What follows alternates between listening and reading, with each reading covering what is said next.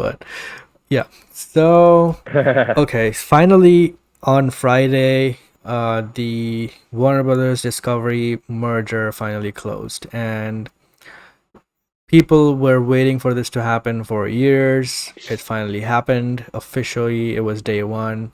And on Monday, the office is open and, they start business. So, my first thoughts were, as someone who's been following this for a long time, I would say that I hope this change and David Zaslav, I hope that he brings back Warner Brothers to its glory. The company that it had been before Kevin Sujihara and Toby Emmerich took over. It was when Alan Horn was running the company, and it was such a prestigious filmmaking company back then, and now people just don't want to work there. So I just hope from this is that it goes back to that. And I know that they are focusing primarily on streaming and all that. So I hope we get more streaming content from the established IP that they own. Harry Potter, Monsterverse, they have already lost. Game of Thrones, DC stuff. I just hope that um, they use the potential that they have. Yeah, like if you look, you still there, Casey? Yeah. Yep. Uh, the like like Toby's an interesting kind of character in terms of the Snyderverse and was wanting more movies and stuff like that. Like Jason Kilar is gone. I don't think he was the biggest opposer of the Snyderverse. I think he was outnumbered in his rankings and his executives around him. Anne Sternoff obviously didn't want any more of the Snyderverse or Eric, but I think she was being a yes woman towards her bosses. She's gone now as well. But Toby was there when the Snyder Cut got announced. I'm not saying he was the reason for it. I'm just saying is it's possible for projects with Zack Snyder to be announced in the future if Toby Emmerich is still at the company. So I wouldn't cry too much if he's still there or if he's over some division. I wouldn't at all because I think in a way he could be out. He himself is a yes man, so he could be outnumbered by Saslov and these other executives that come in now and this new kind of layer of the company, and he'd have to go with the flow. So I don't think the end is naive for the Standard first round like that. I think it's very much a possibility now with this merger. But we don't know David Zaslav's true intentions. He talks about Superman, Wonder Woman, Batman, but what Wonder Woman, Superman, Batman? We just don't know. Even So recently I in an wouldn't be. article, they praised Batman v Superman and The Matrix They as did one of the as big a hits. as an epic. Yeah. And like if you go by perception and box office, Matrix Resurrections didn't do that well. Batman v Superman was a failure. People will say online and stuff like that.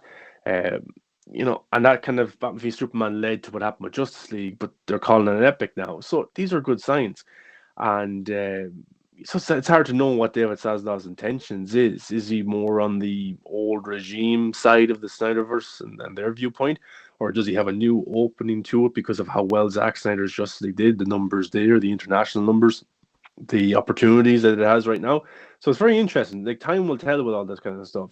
And there's obviously a fan base to it. There's obviously not just a diehard fan base. There's also general audiences because of how well the movie did. It also was a big hit at the Oscars. The cheer moments. So Mm-hmm. these are all factors that's lining up. These are all little wins, big wins for the Snyder cut, and it has to show for something. It has to make David Zaslav look at it and see. Now, David Zaslav has a huge company to look at. It's not just DC. He's coming in with HBO Max as well to try and make that as big as Discovery, and a lot of that is reality TV shows, cooking channels, stuff like that. That's where he has really, Mm-hmm. made it big in the last 10, 15 years. So now he has to learn as well about the DC division, about the theatrical, stuff. He has to learn about this stuff as well. So he's not going to be A1 perfect with every decision and everything that he does.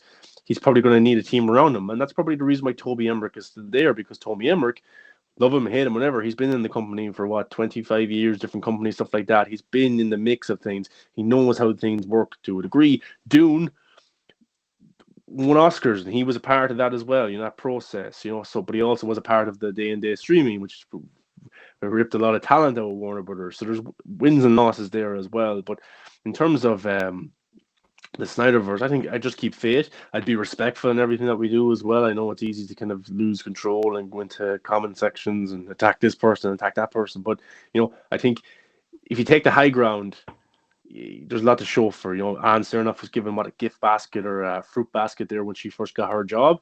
I think Deborah Snyder commented it as well on a stream, and that looks good from our perception. And she didn't come out and kind of got that apple, took a bite of it, and spit it into all the fans' faces.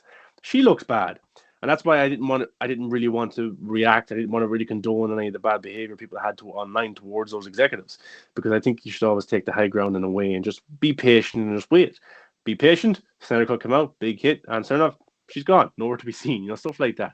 So I think people have to be conscious of how they behave online as well, and people will say, no, that's not the way to do it. And okay, maybe I'm wrong, but I just think be respectful and be nice in what you're trying to do. You might get a little bit more than even that you're looking for. So yeah, we'll have to see. The next few months, the next year will be interesting, because David Zaslav, what he's trying to implement, won't happen in the first week. It won't happen in the first 2 weeks, month, 6 months. It's going to take a year to see the process he's trying to build.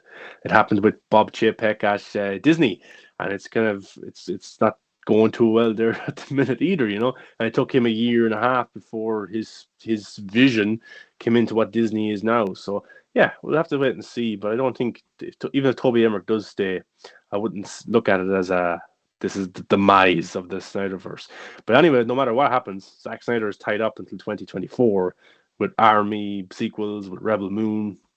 So the guy's busy. So it doesn't have to be announced today, tomorrow, next week, next year.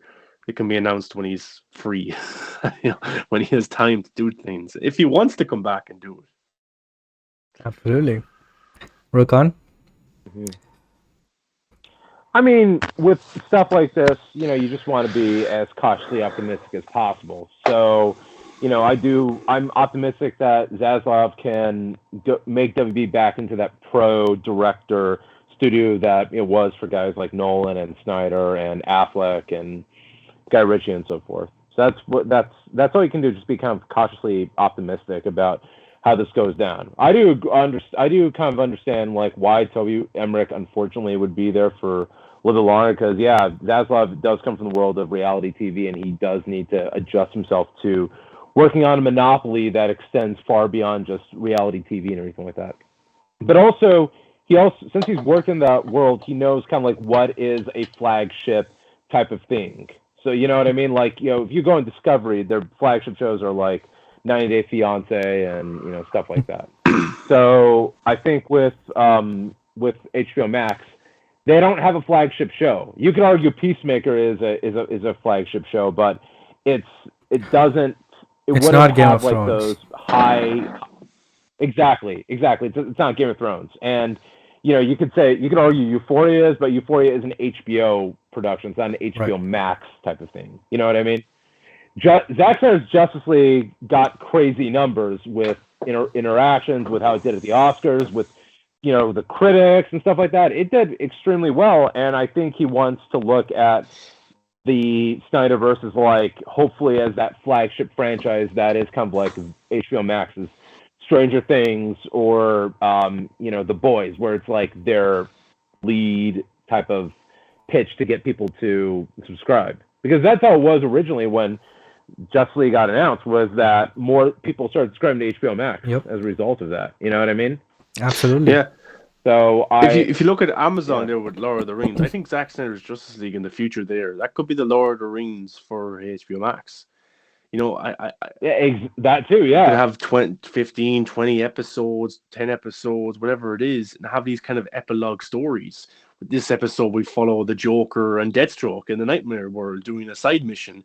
The next episode, we follow Batfleck and Gotham City trying to crack this, whatever, different stories. That would be cool. And you have this kind of epic unfolding of this story. It doesn't have to be done in 4 hours or 2 hours. 15 episodes, and that would be cool. And there's a fan base for it. I think it would do pretty well. It would feel very graphic novel-y if you think about it. You would finish a chapter and then you'd come back. There's a new chapter to check out. It would feel very like a DC graphic novel in that sense. Absolutely. So, I mean, I hope that that's kind of what Zaslav can see. And ultimately, he writes the checks, he makes the big decisions. He can overthrow Toby Emmerich if he's throwing a fit about it. So, you know, that's what you kind of like hope to see. I mean, granted, they got rid of Sarnoff and they got rid of Kilar, so I mean, they clearly are wanting to shake up the regime, or they are aware of the fact that the regime has soured a lot of talent. Yeah, absolutely. And everyone knows, like in the industry, Zack Snyder is very respected. Everyone knows that he has given, hits after hits. Even with DC, no matter what you say about Man of Steel or Batman v Superman, they made money. They were successful. It's just that the audiences weren't 100% happy with the product. So, but with Justice League, Right. he delivered, and even the audiences liked it. Critics even liked it. So, that was a very very big win, and it was 100% Zack Snyder vision. It's not even like a studio, like they didn't make a studio version of that and release it. So it was 100% Zack Snyder vision. I know a scene or two were cut out, but from a studio perspective, they gave Zack Snyder complete reign over that movie, and he delivered. So the critics and the audiences were happy. He now made this movie. Now he's going into Rebel Moon.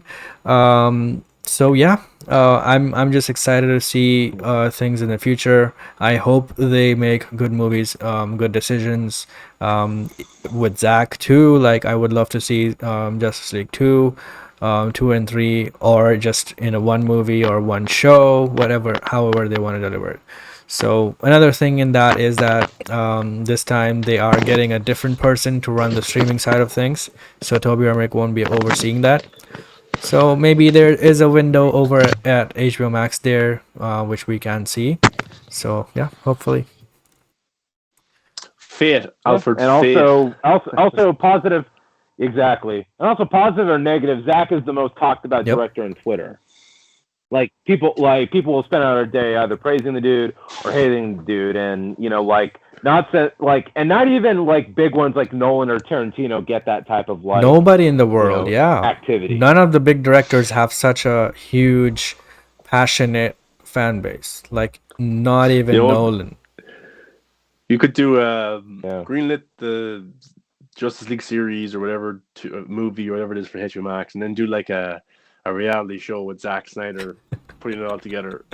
Come on, that's just money right there.